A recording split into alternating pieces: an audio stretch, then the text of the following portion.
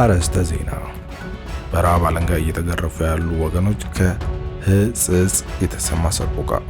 አየር መንገዱ በረራዎችን ያቋረጠበት አየር ጸባይ ለውጥ በደሴና አካባቢ የደረሱ ሰብሎችን አወደመ። በወላይታ ሶዶ ሐሰተኛ የብር ኖቶች መበራከቱ የህብረተሰቡ በግብይት ወቅት ጥንቃቄ እንዲያደርግ ጥሪ ቀረበ።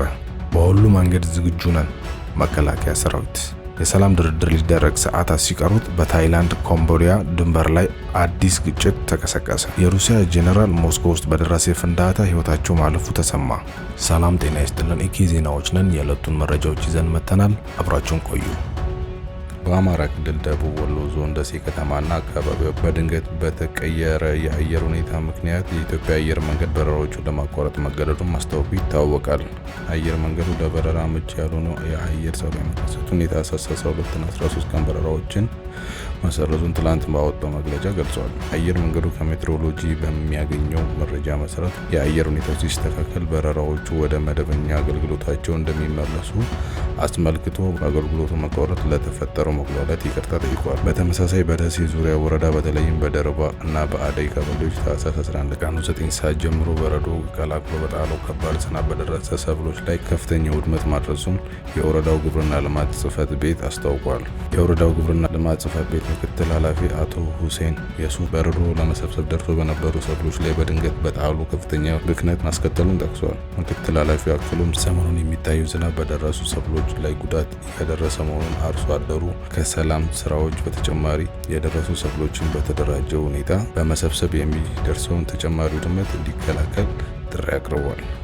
በደቡብ ኢትዮጵያ ወላይታ ሶዶ ከተማ ውስጥ ሐሰተኛ የብር ኖቶች እየተስተዋሉ መሆናቸውን ህብረተሰቡ ማንኛውንም ግብይት ሲፈጽም ጥንቃቄ ማድረግ እንደሚገባ የወላይታ ሶዶ ከተማ ፖሊስ አስታውቋል። የደቡብ ኢትዮጵያ ፖሊስ ኮሚሽን ህዝብ ግንኙነትና ጸጥታ ግንባታ ዳይሬክተር ምክትል ኮማንደር አሸናፊ ኃይሌ ለብስራት ሬዲዮ እንደገለጹት ተመሳስሎ የተሰሩ የብር ኖቶች በስፋት የተስተዋሉ በመሆኑ ህብረተሰቡ ግብይት ሲፈጽም በተለይም የ200 ብር ኖት ትክክለኛ መሆኑን ያረጋግጥ ይገባል ሲሉ ተናግረዋል። ሐሰተኛ ብር ኖቶችን መጠቀም ከፍተኛ ወንጀል መሆኑን መሰል ድርጊቶችን የሚፈጽሙ ግለሰቦች ላይ ስራዎች እየተከናወኑ በመሆኑ ከድርጊቶቻቸው ሊቆጠቡ ይገባል ብሏል። የአዲስ አበባ ገቢዎች ቢሮ ባለፉት 5 ወራት ውስጥ ስራቸውን በአግባቡ ባልተወጡና በስነ ምግባር ጉድለት በተገኙ 179 ሰራተኞች ላይ የዲሲፕሊን እርምጃ መውሰዱን አስታውቋል። በትግራይ ክልል ሕጻጽ ከተማ የሚታየው ትዕይንት እጅግ አሳዛኝ ነው። የረሃብ ጽልመት በየቤቱ ገብቶ ህፃናትና አረጋውያን እየቀጠፈ ይገኛል። እናቶች ልጆቻቸውን የሚያበሉ አጥተው ልጆችም የደረቀ ጡት እየመጠጡ ለሞት ሲፋጠጡ ማየት ሰብአዊነት የሚፈትን ሆኗል። ይህ ረሃብ ተከትሎ የክልሉ ጊዜያዊ አስተዳደር ምላሽ ለመስጠት ኮሚቴ ማዋቀሩን ምንጮቻችን ገልጸዋል። በመከላከያ የሎጂስቲክ ዋና መምሪያ ዝግጅት ማዕከል የተሰሩ የሪቨርስ ኢንጂነሪንግ ስራዎች የመከላከያ ሰራዊት ሜካናይዝድ ትጥቆች አቅም ወደ ከፍተኛ ደረጃ እያሳደገው መሆኑን ትናንት አሳውቋል። ከፍተኛ የተኩስ አቅም ያላቸው የሜካናይዝድ የጦር መሳሪያዎች አስፈላጊው የማሻሻልና የማዘመን ስራዎች ከተደረገላቸው በኋላ ወደ ግዳጅ ቀጠና መንቀሳቀሳቸው ተነግሯል። ጦሩ ኢትዮጵያ ላይ ክፉ አስቦ ለሚመጣ ጠላት በሁሉ መንገድ ዝግጁ መሆኑን አሳውቋል።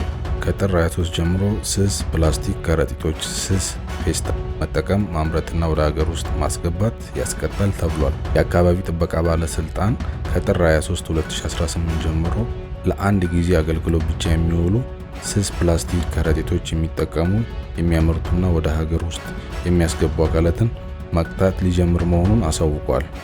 ለአንድ ጊዜ አገልግሎት ብቻ የሚውሉ የፕላስቲክ ምርቶች ማምረት፣ ወደ ሀገር ውስጥ ማስገባትና ይዞ መገኘት የሚከለክለው አዋጅ ከሐምሌ 23 ቀን 2017 ጀምሮ የጸደቀ ቢሆንም ባለስልጣናቱ የ6 ወራት የሽግግር ጊዜ ሰጥቶ መቆየቱን ገልጿል።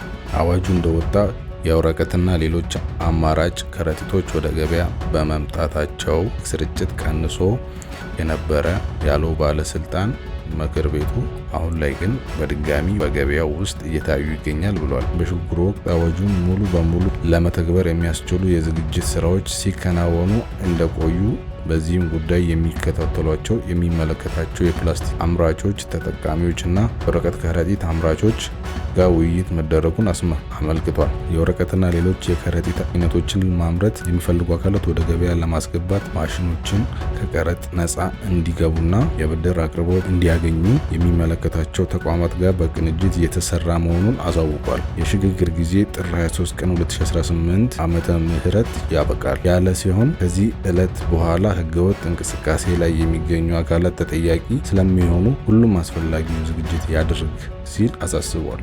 የደቡብ ምስራቅ እስያ ውጭ ጉዳይ ሚኒስቴር በሁለቱ ጎረቤቶች መካከል ያለውን ጉዳይ ግጭት ለመፍታት በማሌዥያ ሊገናኙ ሰዓታት ሲቀራቸው በታይላንድና በካምቦዲያ ድንበር ላይ አዲስ ጦርነት ተቀስቅሷል።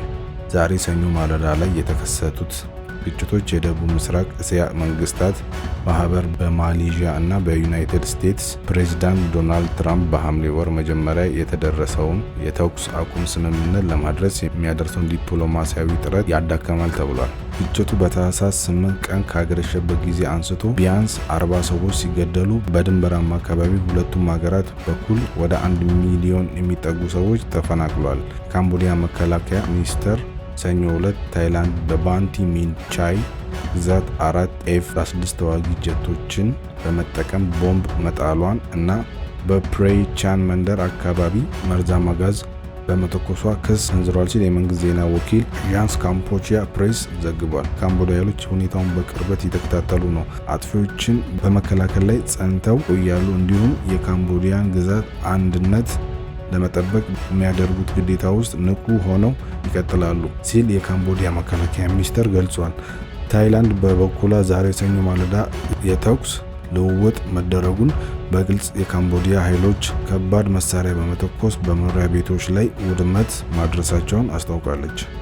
አንድ የሩሲያ ጄኔራል በሞስኮ ውስጥ በደረሰ ፍንዳታ መገደላቸውን ባለስልጣናቱ አስታውቀዋል። የመርማሪ ኮሚቴ እንዳስታወቀው ሌተናል ጄኔራል ፋኒል ሳርቫሮቭ ሰኞ ማለዳ ላይ በመኪና ስር በተተከለ ፈንጂ ሕይወታቸው ማለፉ ይፋ አድርገዋል። ሳርቫሮቭ የጦር ኃይሎች ኦፕሬሽን ማሰልጠኛ ክፍል ኃላፊ እንደነበሩም ኮሚቴው አክሎ ገልጿል። እየተመረመረ ያለው ጉዳይ የዩክሬን የስለላ አገልግሎት ኃይሎች በጥቃት ውስጥ ስላላቸው ተሳትፎ ነው ሲል የሩሲያ መርማሪ ኮሚቴ ገልጿል። ዩክሬን በጥቃቱ ዙሪያ አስተያየት ከመስጠት ተቆጥባለች። በሩሲያ ዋና ከተማ በስተደቡብ ክፍል ጥቃቱ ወደ ደረሰበት አካባቢ መርማሪዎች ወደ ቦታው ተልከዋል። የሩሲያ መገናኛ ብዙኃን እንደዘገቡት ፍንዳታው አንድ አፓርትመንት ህንፃ አጠገብ በሚገኝ መኪና ማቆሚያ ውስጥ የደረሰ ነው። የዩክሬን ጸጥታ አገልግሎት በታህሳስ 2024 በአንድ የሩሲያ ከፍተኛ ወታደር ላይ ለተፈጸመው ተመሳሳይ ጥቃት ኃላፊነቱን መውሰዱ ይታወሳል።